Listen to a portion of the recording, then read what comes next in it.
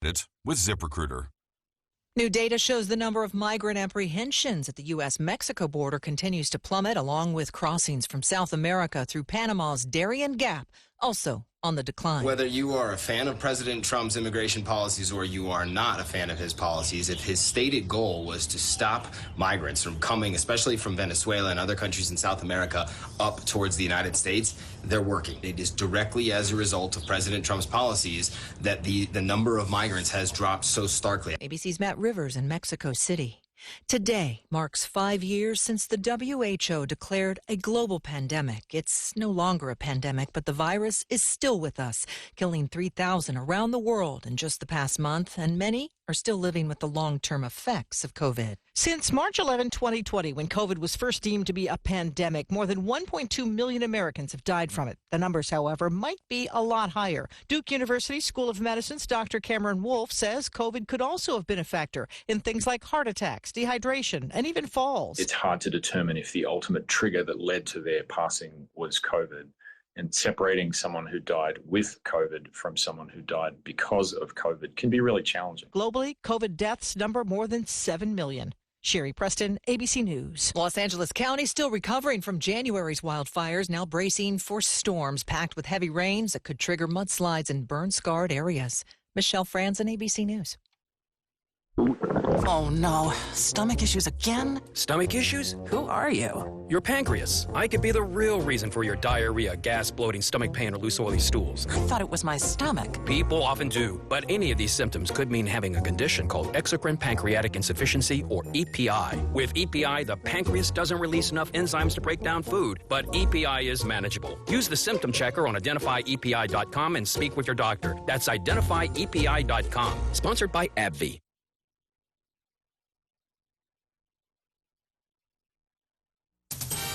News Talk 610 AM and 102.1 FM. KVNU.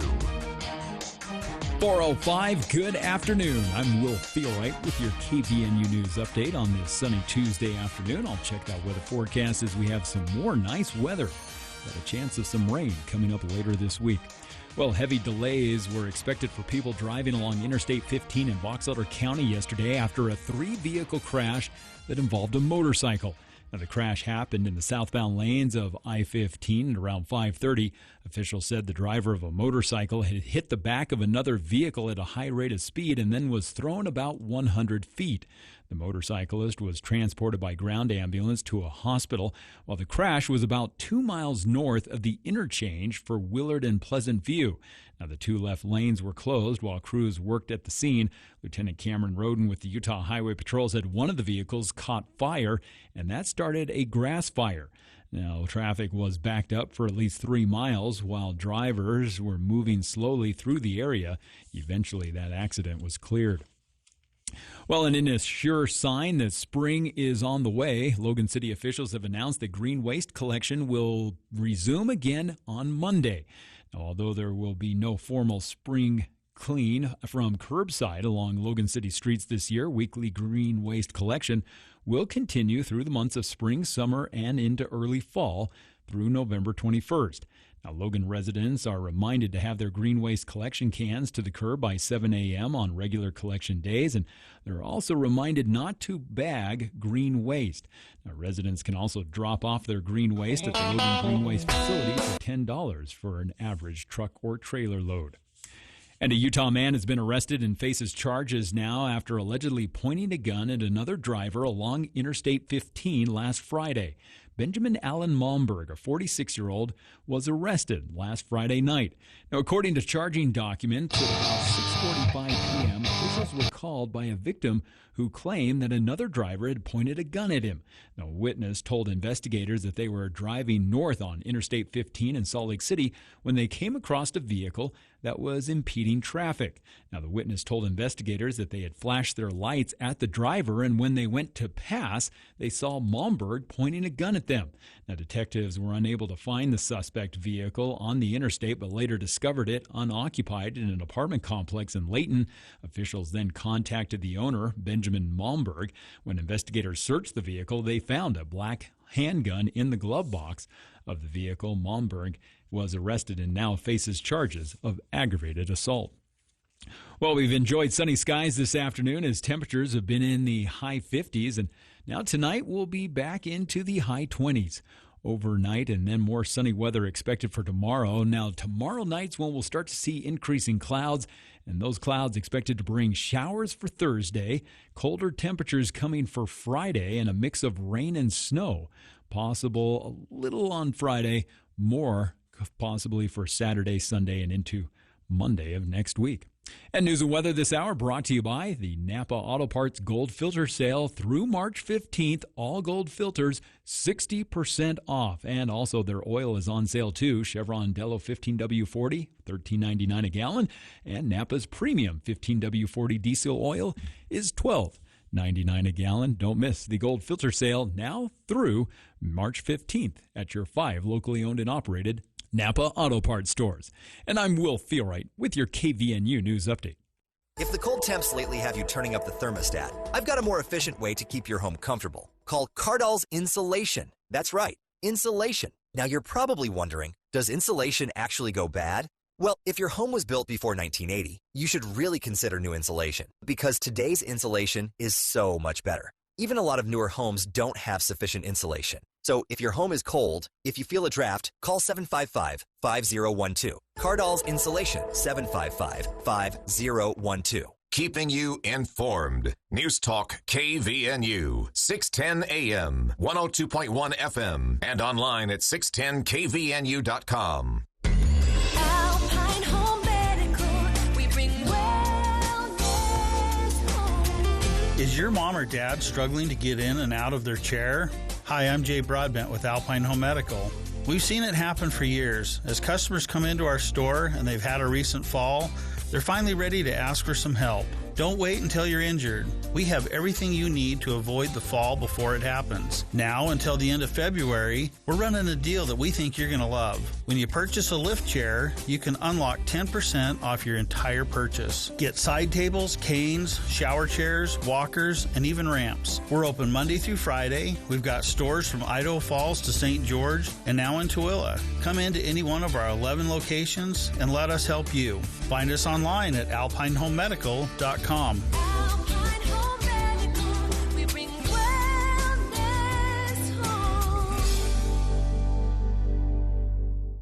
home. This is the Sean Hannity Show. It's the right thing to do. It's really that simple. Any mother that lost a child, I'm standing. Any 13-year-old kid that overcomes cancer, we'll include that too. I'm standing. Any young man that lost his father that's going to West Point, I'm standing. Any mother, any wife that loses her husband in law enforcement, I'm standing. It's just basic humanity. Sean Hannity, weekday afternoons from 1 to 4 on News Talk KVNU.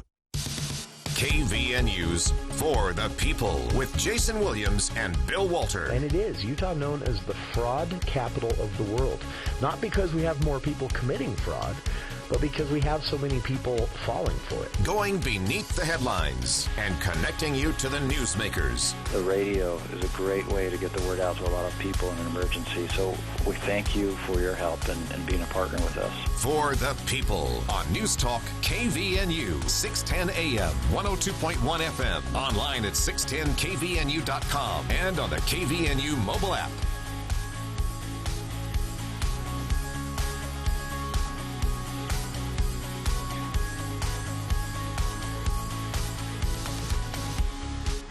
Welcome to KVNU's For the People, Tuesday, March 11th. It is beautiful outside.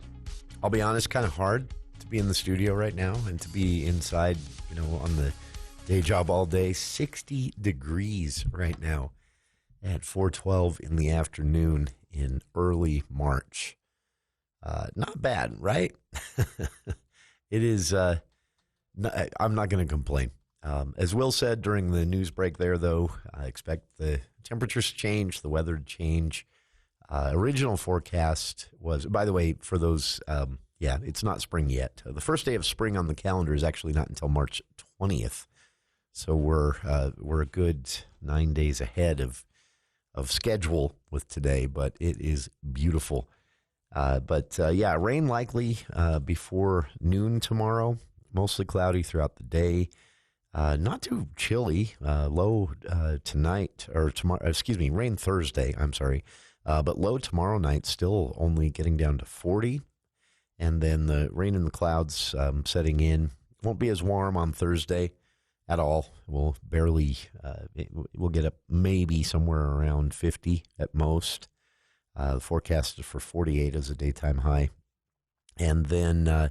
Friday, winter comes back. Well, Thursday night, overnight into Friday, new snow accumulation is in the forecast, although not a lot, and warm temperatures right on the outside of that. So if you don't feel like shoveling, it probably won't be there on the sidewalk or the driveway for very long. Original forecast over the weekend, I saw that the forecast for this upcoming weekend was about 5 inches of snow on the valley floors. So I'm glad that's been downgraded. I'm done with shoveling, but. And then into the weekend, a lot cooler, with a high of Saturday, 38. So roughly 20 degrees lower than the forecasted high today, even though we ticked up above that forecast a little bit. The forecast was for 58, 38 for a high on Saturday. And Saturday night, another chance of snow, and then gets down back into wintertime, nighttime temperatures, with a low of 25. So that goes on into Sunday with rain, at least a chance of rain, and Sunday night. And then Monday, it's back again. Rain and snow likely on Monday. So enjoy it is what I'm saying. It's we're not, again, spring doesn't officially start until on the calendar March 20th at 5:01 a.m. I don't know how they decide these things. But it is, we're going to get a little reminder of winter this weekend after a little taste of spring today and yesterday.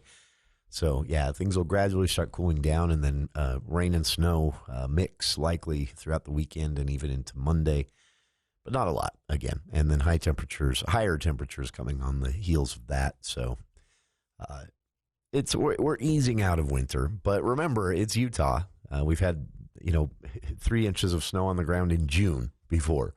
Not for a long time, but it has happened. So coming up on the show today, budget cuts for higher ed, and the timing of this couldn't be better, although we did have to shake up the schedule today. I'd planned to have, joining us here on the show today, representatives of the Kem C Gardner Institute to talk about their higher education economic benefit report, a report that suggests higher ed is a pretty big driver of Utah's economy. And more.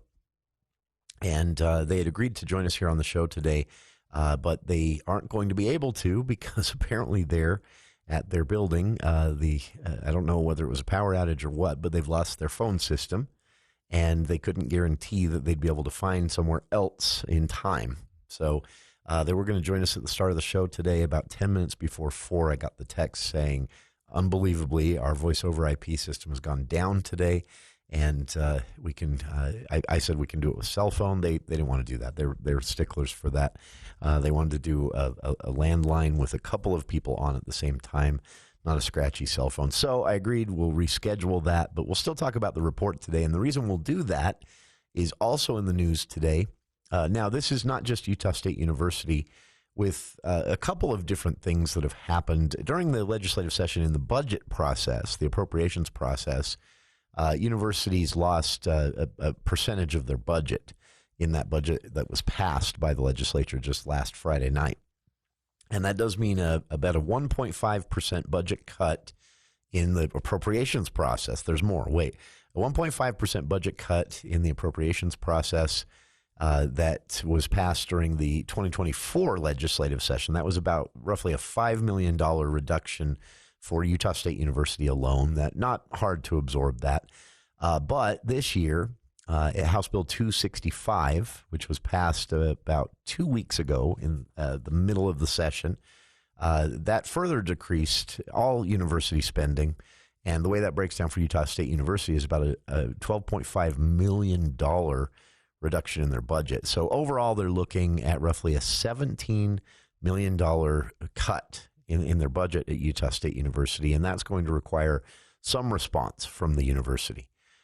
All this, if you didn't follow the legislative session, all this happened. The House Speaker came out of the gate on this one, said he wanted this to happen this session before the session had even started. And he said he felt that the universities had gotten bloated a little bit and that they needed to tighten their belts, but also he wanted to see them redirect their funding more smartly, in his opinion, towards, the criticism he got, because this is sort of the way he was saying it, is he wanted land-grant universities, even like USU, to be a little bit more like Bridgerland Tech.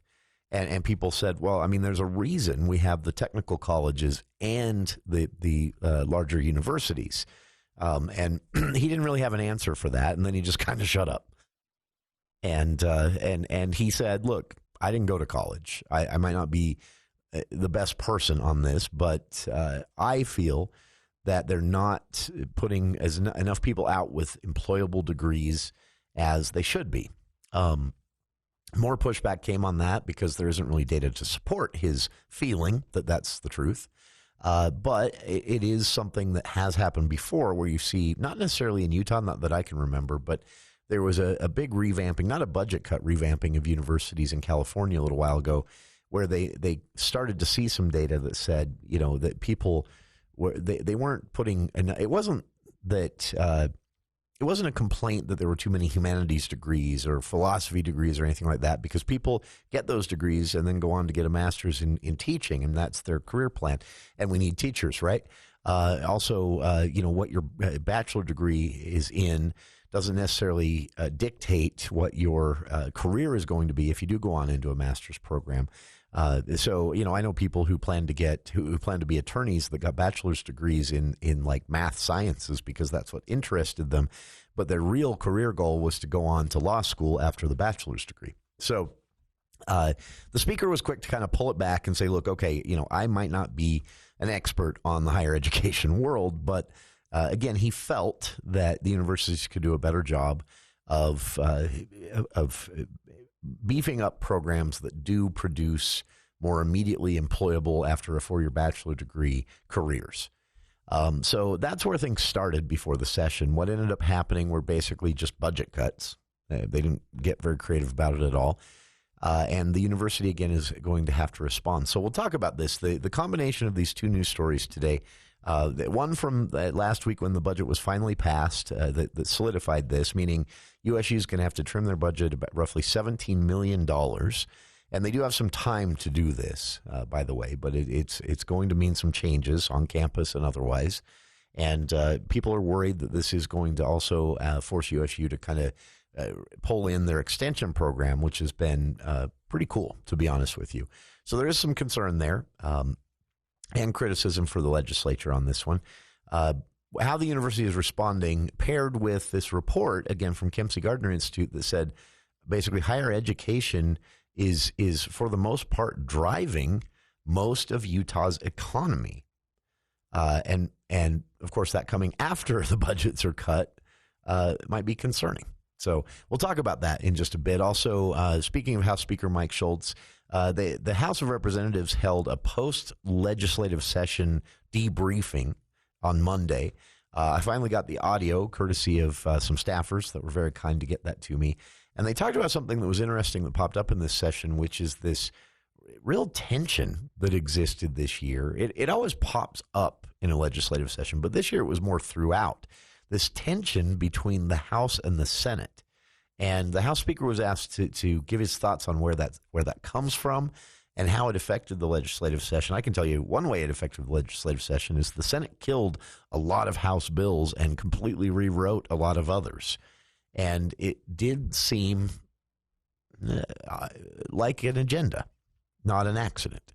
So we'll talk about that this hour as well. So on the other side, again, how USU plans to respond to a $17 million budget cut in the new state budget, and this report from the Kem C. Gardner Institute on the importance of higher ed in general in Utah's economy. That's next here on For the People.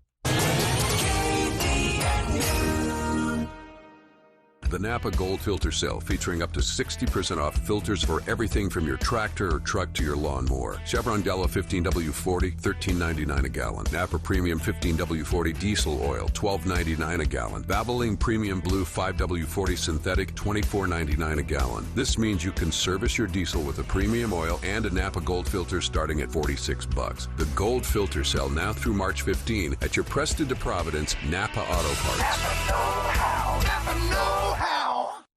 Spring is here, and it's the perfect time to get your planting started with Anderson Seed and Garden. Right now, save big on bare root plants like strawberries, raspberries, and fruit trees like apple, pear, cherry, and more. Plus, brand new this year, they've got 5-gallon shade trees on sale just in time for spring. And don't forget to grab Fertilume Tree and Shrub Insect Drench to keep pests away. Get the best selection before they're gone at Anderson Seed and Garden, 69 West Center, Logan. Hi, it's Olivia Munn with my shelter pets, Frankie and Chance, reminding you that when you adopt a shelter pet, you discover all the things that make them unique. Adopt pure love at theshelterpetproject.org. Brought to you by the Ad Council, the Humane Society of the United States, and Maddie's Fund. Hi, this is Gordon Deal. Wednesday on This Morning, America's First News. The White House thinks there are few limits to President Trump's executive powers, but the courts are not so sure. We'll recap the legal environment. Also, Hollywood is making noticeable changes to its programming now that Trump is in office. Here are the examples we're seeing and the smart things to do when you receive your tax refund.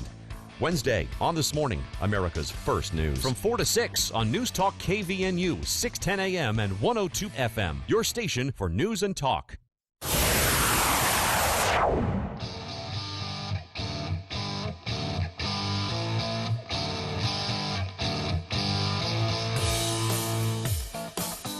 Welcome back to KVNU's For the People. Again, we plan to have them join us as guests here on the show. A couple of the researchers at Kem C Gardner Institute at the University of Utah. Their phone system has failed them. I got that message just about 10 minutes before we started today, and we'll actually back out of this and reschedule for another day. But I'm still going to talk about the report itself for two reasons. One, it's on the front page of Cache Valley Daily right now because it was pretty big news. The impact of higher education on Utah's economy. And joining that with this news after the legislative session is wrapped with the new budget and some cuts from the previous year, USU is currently trying to find a way to absorb $17 million in budget cuts. And as a percentage of the budget, that is roughly, rough numbers here, 7, 8, 9% of their budget. So this isn't percentage-wise a huge cut, but it's going to mean some changes. And the legislature is going to feel this a little bit, I think, as well in criticism because these were kind of arbitrary cuts. So what does the report say?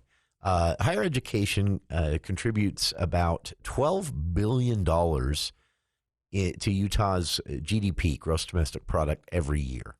That breaks down to be about 7% of the state's overall economy each year. Now, that doesn't sound like a lot, but anytime a recession is hit, losing even 5%, 4% of our economic activity has meant a huge blow to Utah's economy. So economies are very fragile that way. So 7, 8% of the annual GDP of the state is a big deal.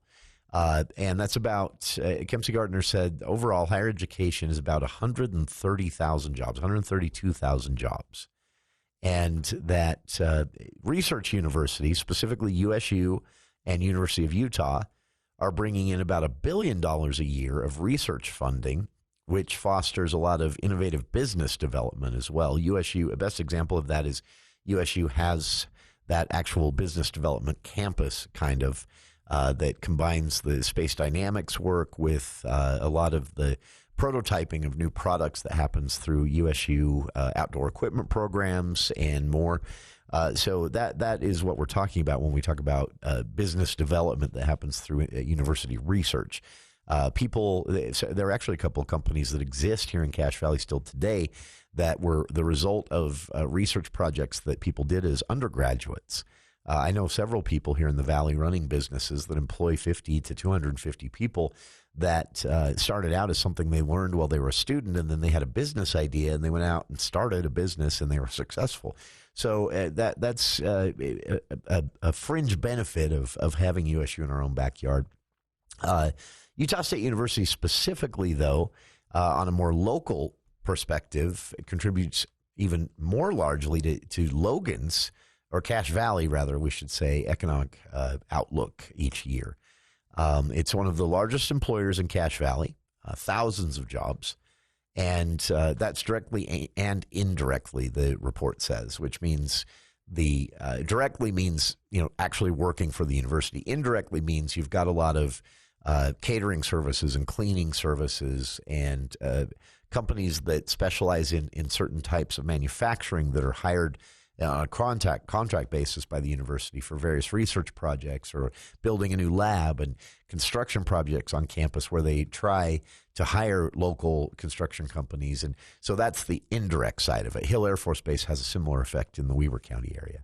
And then, of course, you have the faculty, the students, and they're coming in and spending money and going to restaurants and renting housing or buying housing even. They buy clothes here throughout the school year, retail and services. And so that's indirect economic activity as well. So the report also says, though, that USU plays a very critical role in workforce development, ensuring that local industries, reading from the report here, have, quote, access to well-trained labor pools. Many graduates enter fields like agriculture, engineering, and business, directly benefiting Cache Valley's key economic sectors. If you remember, we spoke with Mark Knoll here on the show a couple of years ago, state economist, and he said one of the reasons that Cache Valley is not hit as hard by recessions when they come along.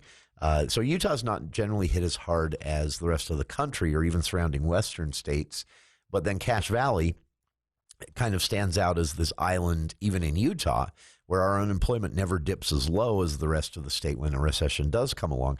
And Mark Knoll told us two main reasons for that: education jobs and service jobs, specifically food service. Those are the two reasons that Cache Valley doesn't see as big of a punch in unemployment rise when a recession comes along, because even in a recession, education jobs and food service jobs are in high demand. So, and USU also has, a lot of service projects that benefit the community, and local nonprofits that exist here would probably have a tough time existing without USU in a lot of different ways. And, of course, their extension services that I mentioned, which people are worried about now with these budget cuts. So there's a quick snapshot of Utah State University's contribution to the economy and higher ed's contribution to Utah's economy overall. Now, pair that with what happened in the legislative session and USU alone facing these $17 million budget cuts. And poor interim president Alan Smith. I mean, they had to know this was coming. They'd been talking with the House Speaker and others for months, I'm sure. But still, stepping in as acting president, as interim president, while they search for a permanent replacement for Cantwell after her surprise exit. This must not be pleasant for him. So, and one thing to point out, too, this is not a permanent cut.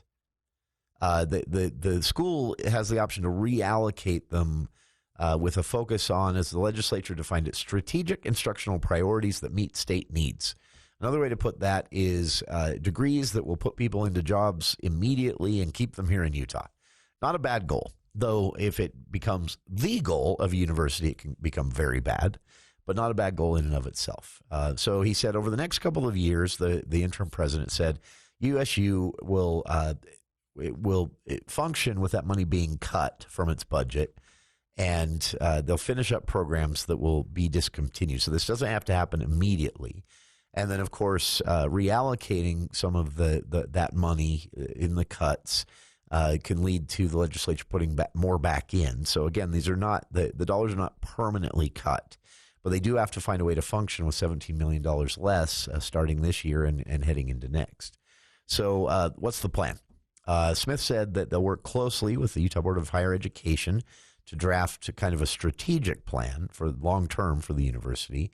But what it means short term is, so he said you may see some of the development programs, some of the extension programs scaled back or even paused or ended outright entirely.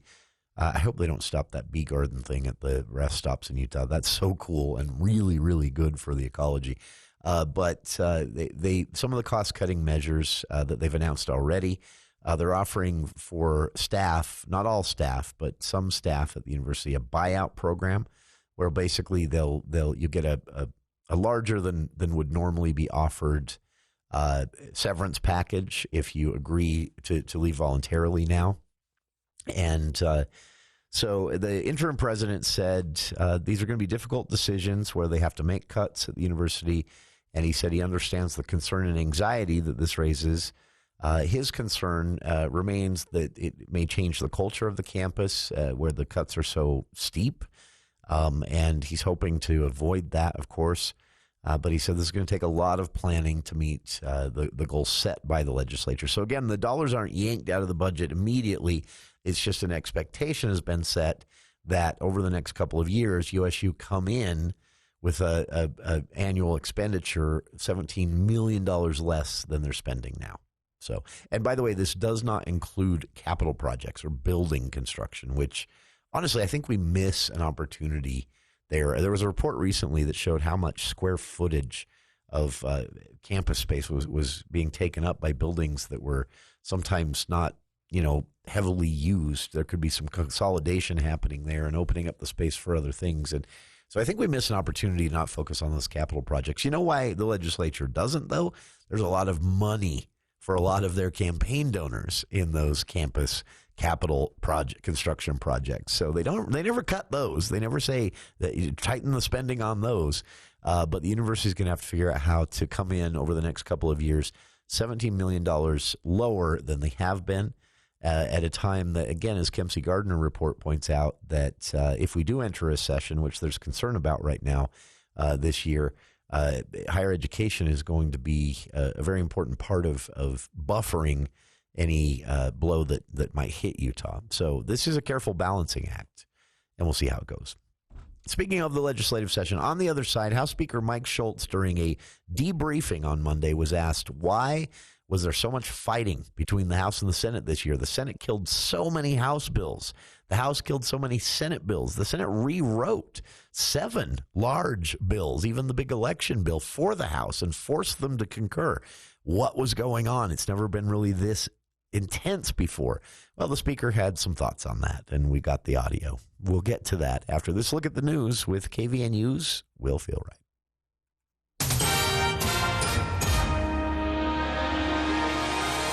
Thank you, Jason. New numbers out show that Utah's job market continues to outperform the national average, with the state's unemployment rate right now at 3.5% compared to the national rate of 4.1%. However, uncertainty looms over the potential impact of President Donald Trump's economic policies, including federal job cuts and tariffs. Now, Robert Spenlove, an economist at Zions Bank, highlighted the uncertainty surrounding the number of federal workers in Utah who may be affected by job cuts at agencies like the IRS, the VA, and national parks. He said overall the state has about 40,000 federal employees. Now, the potential threat posed by President Trump's tariffs on China and the 25% tariffs on Mexico and Canada could also have an impact, as that's producing some nervousness and could lead companies to being more hesitant to hire new workers or pursue expansions and new investments. Now, Utah's latest employment numbers are expected to be released tomorrow, which will provide a clear picture of any job losses in the state. Meanwhile, in other news, 11 people have been charged with forging or obtaining invalid signatures for political candidates last year. The Utah Attorney General's office announced the charges yesterday, saying they investigated after the cases were referred to them by the state auditor, the elections office, and also Washington County Clerk's office. Now, all 11 suspects were charged with multiple crimes of either forgery or forgery-related crimes. Now, all but 5 of them are from outside of the state of Utah. Some of them were working for a company called Gather, while others were hired as independent contractors. Now, most were assigned to gather signatures in southern Utah around Washington and Iron County, while others also worked in Tooele, Salt Lake, and Utah counties. Now, those charged with forgery allegedly signed voters' names on petitions themselves, while those charged with violating procedures are accused of obtaining a signature from a family member of the voter whose name was printed. And having influenced the Logan Municipal Council to reject buying an interest in a natural gas power plant in Idaho back in January, members of the city's Renewable Energy and Sustainability Advisory Board now want the council to consider constructing a 100-acre solar energy farm with battery storage. Now, the solar farm and battery storage facility, which would have a price tag of around $60 million, was jointly suggested by Tyson Godfrey, who's the chair of the advisory board, along with Nathaniel Weidler, who is the chair of Logan Light and Power. Now, despite the city's previous decision not to purchase an interest in the Idaho National Gas pipe plant, the pair of advisors explain that Logan still must acquire additional capacity to meet future needs. They noted that in 2026, that Logan's power needs will be about 56 megawatts of baseload power and 103 megawatts of peak load power. Well, sunny skies as we head into the overnight hour. We're going to see clear skies overnight with temperatures right around the high 20s after we've been in the mid to high 50s today. Now, the same weather forecast expected for tomorrow. Sunny skies going to continue on Wednesday. Increasing clouds, though, Wednesday night. And that's going to bring a change in the forecast as we'll start to see rain possible on Thursday. Colder weather coming for Friday and the weekend, bringing a chance of rain and snow. And news and weather brought to you by Mount Logan Laundry. As you tackle those spring cleaning projects, remember they have their large 55 and 80-pound washers that'll save you time and money. It's Mount Logan Laundry. And I'm Will Feelright with your KVNU News Update. ABC News, I'm Michelle Franzen. Deep cuts coming to the Education Department. ABC News has learned more than 1,300 employees are being notified tonight that they are part of a reduction in force layoffs. That's nearly half of the workforce at the DOE. They'll receive full pay and benefits for 90 days. A show of solidarity in the House. Republicans voting to pass the GOP funding bill to avert a government shutdown. The deadline is Friday. The vote mostly along party lines. House Speaker Mike Johnson. I believe the Republicans will stick together in the Senate as we have in the House, and I hope there are at least a number of Democrats in the Senate who will do the right thing. That bill now moves on to the Senate. Democrats say the bill doesn't protect American jobs or key programs. Tariff troubles driving stocks down again today. The U.S. and Canada going back and forth on proposed tariffs, with Canada suspending its 25% on electricity to the U.S. and the U.S. holding off on additional 25% tariffs on steel and aluminum. This is ABC News. Hi, I'm Wendy, co-founder of Bell Sculpt. I know what it's like to feel uncomfortable in your own skin, worrying about how you look, feeling drained, and just not like yourself. Hormone changes, pregnancy, or aging can lead to weight gain and challenges that aren't your fault. That's why I believe so strongly in what we do at Bell Sculpt. I've had a procedure myself, and it transformed more than just my shape. It boosted my energy, metabolism, and confidence. If you're ready to feel like yourself again, Bell Sculpt is here to help. Book your free consultation at bellsculpt.fm. From ABC News, Wall Street now. A whiplash day for stocks on Wall Street as markets tried to recover from yesterday's losses, but dropped again. The Dow lost 478 points. The Nasdaq ended down 32. And the S&P lost 42 points. The S&P 500 is flirting with correction territory. The index is more than 10% below its all-time high. The back-and-forth swings are a result of investors worried about President Trump's economic moves and how much they're willing to take. The latest tariff threat, Canadian metals. Airlines say they're starting to see Americans change their spending habits with fewer bookings. They point to economic uncertainty and several recent crashes. The NTSB is strongly recommending the FAA ban some helicopter flights in the wake of the American Airlines Black Hawk crash in January. No longer will bags fly free. Southwest Airlines will soon charge customers a fee to check bags starting with bookings on May 28th. Michelle Franzen, ABC News. No matter what the conditions, DD Auto and Salvage can get your vehicle up and off your property. Now is the time to plan to make extra cash by calling DD Auto and Salvage and moving that old vehicle. Let them pay you for that junk vehicle. DD Auto and Salvage makes it so easy to get rid of your junker vehicles, paying you the most money possible. If you have metal, DD Auto and Salvage in Logan wants to pay you today. Call 787-1204. That's 787-1204 today. See store for details. Veterans, whatever you're going through, don't wait. Reach out. Find resources at va.gov/reach. That's va.gov/reach. Brought to you by the United States Department of Veterans Affairs and the Ad Council. I can wait another day until I call you. Welcome back to KVNU's For the People. 5 years ago today, the word pandemic became a household word as everyone heard the news that global health organizations, local health organizations, state organizations were officially declaring the spread of the COVID-19 virus, the OG virus that was far more deadly than what's out there now, which is still going around. You heard maybe during the ABC News break at the start of the show, 3,000 people died from COVID-19 last year.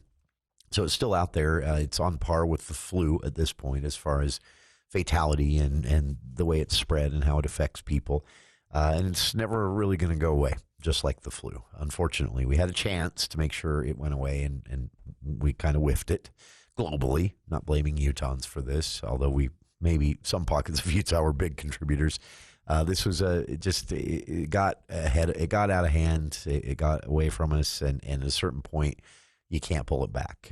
So you'll never not hear the words COVID-19, but the pandemic side of things was kind of pulled back about 2022, early 2023, as we got the vaccines out there and things started to get under control. But if you remember, this was a really weird time. You were seeing horrific footage out of New York City was the one I remember.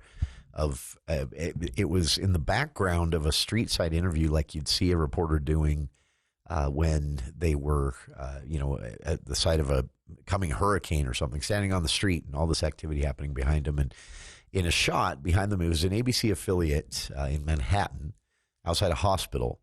And there was a shot behind them of stacks of bodies. And I remember not thinking for a second, I didn't just see what I saw. Now, these weren't, just bodies. They were all wrapped in the white and black bags that they use for human remains, especially when there's a biohazard concern. And they were waiting to be loaded onto these refrigeration trucks that were parked outside of the hospitals because the morgues were full. Now, of course, part of this was, two things that were contributing to these horrific scenes. Of course, the original virus was far more deadly, and it was sweeping through the elderly communities in most major cities so quickly that hospitals were overwhelmed. And, of course, in Manhattan especially, you've got millions more people than hospital space, and it quickly overwhelmed the island's hospital resources. And so that's why you saw those scenes coming out of there, but maybe didn't see something like that here in Utah, though morgues did get pretty full here in Utah in those initial months and throughout 2020, really. But I just remember that was the most horrifying thing. And it was sometime of March of 2020 that I saw that. I don't remember the exact date. But it stopped me dead in my tracks. And I never really escalated to the point of kind of being freaked out about COVID-19. At the age of my parents had me being very careful. I didn't want to, because I was being careless, bring it home to them and have one of them, not survive the virus. I'm also not, a virologist, but I have a pretty good grasp of how viruses spread, and know that it's an odds game, whether it's the flu or a cold or COVID-19, you're playing an odds game. No no preventative measure is going to be a guarantee, but every preventative measure is going to increase your odds of not getting it. So I played the odds game, and I wore the masks. I still, to be honest with you, I still think about wearing masks in flu season because I hate the flu. I absolutely hate it, but I hate the colds more. In fact, I'd rather have a flu than a cold because of how they affect me. So, I honestly, I think I consider it still when flu season starts. I'm like, maybe I should just throw it on and just not get because I didn't have a flu for 2 years with all the mask wearing. I wash my hands a lot. I'm pretty sick of Neil Diamond's Sweet Caroline because for some reason I heard in a news report once in early 2020 to doctors recommending that most of the problems we have when it comes to washing our hands, we don't wash them long enough to really do the job. And so I remember an interview where a doctor said, you want to wash your hands for about as long as it takes to sing the chorus of Sweet Caroline with the audience interaction. And so I'd be washing my hands, and in my head, I'd just be going, and I got really sick of that. But otherwise, I generally looked around at a lot of the freak out and kind of felt myself thinking in my head a lot, man, people grow up. These stories of people shouting at people for wearing masks, grow up. The stories of people wearing masks while driving alone in their car, grow up. That was my response to most of the what was going on. As far as the shutdown goes, we weren't heavily affected here in Utah. So I tended to find people screaming, tyranny to be a little melodramatic and silly. I think my gym was closed for 6 weeks. I lived, found other things to do. I did a lot more walking outside because the weather was nice that year too, ironically. I look back on all this now and I remember, so I wasn't watching, but I remember the reaction to the way this kind of landed, if you will, here in Utah 5 years ago, today of all days. And I found this. This is an ABC affiliate in Oklahoma City, KOCO News, an ABC affiliate in Oklahoma City. This was their report on what most Utahns would consider, Jazz fans at least, the first time they realized that they were in a global pandemic. And it was March 11th of 2020, and it was that infamous at this point NBA game. But here is how that game was, the shutdown of that game, and Rudy Gobert testing positive inside the stadium, which caused a bit of a panic. Remember, we didn't know a lot about this at the time other than seeing the footage of the body bags in Manhattan and how quickly they were piling up. And so here's just a quick 2 minutes of March 11th, 2020, Oklahoma City ABC affiliate reporting on that Jazz game. Test of the coronavirus shutting down tonight's Oklahoma City Thunder home game at the very last moment. Good evening, I'm Evan Onstein. I'm Jessica Shambach. Now the NBA has suspended the season. A member of the Utah Jazz testing positive. OKC fans were told tonight you were all safe. Please leave the arena in an orderly fashion. KOCO's Abigail Ogle joining us live now to walk us through what really, Abby, were frantic moments leading right up to this basketball game. This basketball game almost was played. Let me show you what happened literally seconds before tip-off. Utah Jazz player Rudy Gobert, who, according to the NBA, was not inside the Chesapeake Energy Arena, tested positive for the coronavirus. The NBA confirms he is here in Oklahoma City. He traveled with the team, but not in the arena. Totally unprecedented. We've never seen anything like this happen. All 10 players were on the court, ready to go for tip-off. The Thunder's team doctor rushed onto the court, grabbed the refs. Both head coaches joined this huddle, and then both teams walked off the floor, waving goodbye to fans. Players were escorted to the locker rooms. This delay went on for about 30 minutes. Then the NBA made the announcement that the game had been postponed to a later date, but now we know the NBA season has been suspended. ESPN reports that both teams are quarantined right now inside of the Chesapeake Energy Arena, being tested for the coronavirus. And guys, coming up in sports, I have a video I want to show you of Rudy Gobert, how he may have made a joke, but exposed many, many people to the coronavirus, possibly infecting others. That coming up in just a bit. That was, again, that also infamous video of Rudy Gobert fake coughing on journalists. I admit it kind of made me laugh at the time in hindsight because you don't know the health condition of anyone standing in front of you. I had an aunt. She passed away before the pandemic, but she had liver issues. And so when she would go to movies, she had to wear a mask because of her failing liver. Even getting a cold was a serious health threat to her. And I remember nobody was a jerk about it. And then somehow in 2020, people started being a jerk about that kind of thing. And again, my response in my head every time, grow up. Weird times. But that was, for most Utahns, watching that Jazz game televised and then watching it not start and then seeing footage of them clearing the arena, but no real explanation given. It was a really weird start to the pandemic for Utah. So, and then, of course, we all got to know Dr. Angela Dunn very well. She was a daily part of our show here for several months. Well, throughout most of 2020, she was a part of our show at least weekly. But for the first few months, we had her daily reports here on the show. We started the show with those every day. And, most of my memory now, I remember some precautions being taken here at the station, a lot of people working from home, making sure there's only one person in a studio at a time and that studios were cleaned and sanitized afterwards. I remember the convenience stores were wiping their counters and soda machines down hourly, and I'm kind of surprised they've stopped doing that, not necessarily even because of COVID-19. I remember watching that for the first time and thinking, shouldn't this have just been standard practice to wipe these things down once an hour, considering all the dirty hands that are touching them? And it's not just a virus you're worried about when you're talking about dirty hands. But yeah, we've stopped doing that. Most of my memory, I remember actually some kind of fun trips with family members that few weeks when everything was really, really weird before it kind of settled into a new normal later that summer, 2020. But I remember long drives in search of dog food. People were hogging dog food. They were stockpiling it in their basements. No need to do so, but it meant the shelves would fall empty after the first shipment came in or the first delivery came in. And so I remember some long drives for some very specific dog food for a dog in my family. I remember the great toilet paper freak out. That was also a big part of 2020. Everyone was hoarding toilet paper, and that led to literal toilet paper shortages in some areas. And, of course, the movie theaters. I remember that. Dune was postponed. I was so disappointed as a nerd.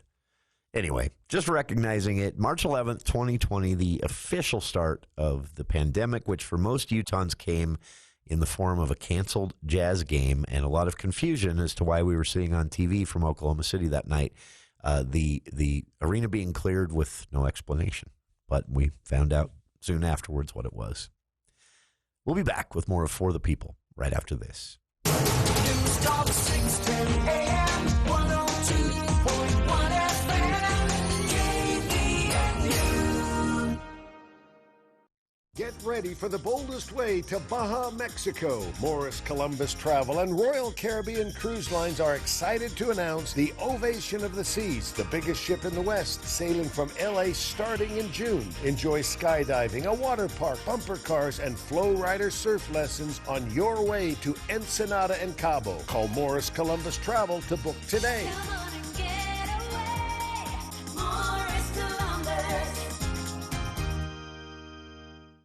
Our 100th spring is right around the corner. After a long winter's sleep, the open road is calling. And Murdoch Chevrolet can help you take those curves in style. During Truck Month, receive 5.9% for 84 months on any new 2024 or 2025 heavy-duty Silverado.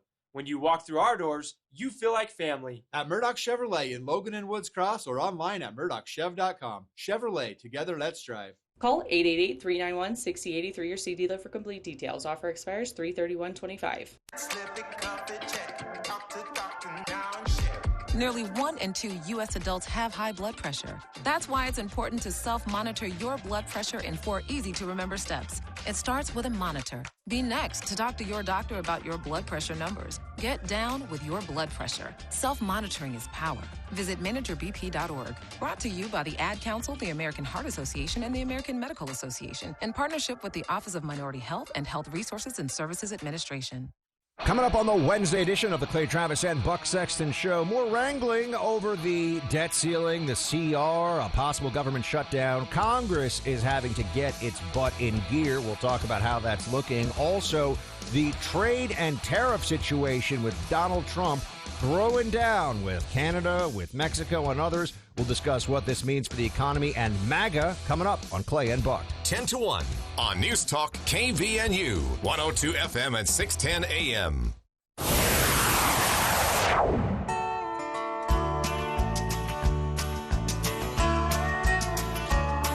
You may think that I'm talking. Welcome back to KVNU's For the People. One final little note commemorating or memorializing or whatever word you want to use. The start of the COVID-19 pandemic, this day 5 years ago. Before the break there, you heard the way that canceled Jazz game, a home game there in Oklahoma, played out and was reported on by Oklahoma local news. For many Utahns, that was, of course, the start of the pandemic, and watching that arena being cleared without much explanation was very weird. But that was March 11th, 2020. One final note on this, while we're remembering the start of the pandemic that year, 5 years ago, Google searches in those first few weeks of the pandemic. This was always, now obviously, Google searches for coronavirus symptoms, coronavirus in general, coronavirus update were, pretty big searches, understandably. But interestingly enough, in the top 5 in March of 2020 was also Kobe Bryant. I thought that was kind of funny that Google's report on this, they said that Americans really wanted to know where to buy toilet paper as well. And the PlayStation 5, the PS5s, were also in the top 10 for Google searches. So kind of a little sign that life went on, of course. People were still concerned about where they were going to get their PS5, even though, this global pandemic had started. But yeah, Kobe Bryant was one of the top 5 searches nationally here in the United States in the start of the pandemic, the first few weeks of March in 2020. So very strange stuff. All right. We'll be back. On the other side, during the legislative session, there was kind of there's always been a little tension between the House and the Senate. They get in spats over certain issues or certain bills, and they have to work it out in conference. This year, it was a theme, with the Senate both shutting down and rewriting a lot of the House bills, and the House, in the final weeks at least, kind of retaliating, doing the same. It led to a lot less bills getting passed, which isn't a bad thing, but also a lot of people wanting to know what gives. Well, House Speaker Mike Schultz, during a debriefing post-session on Monday, offered his thoughts on this new tension between the House and the Senate, why it got so nasty between the two chambers. And we've got the audio for you. We'll kick that off.